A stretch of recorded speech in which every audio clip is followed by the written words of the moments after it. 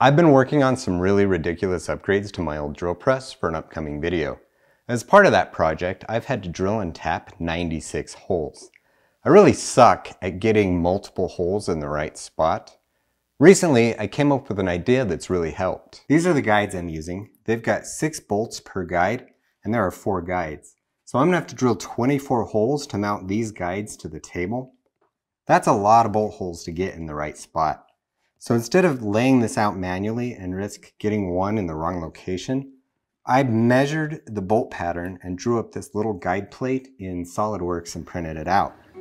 I can then use this as a drill guide so that when I line up my drill bit, I get all the holes in the right spot.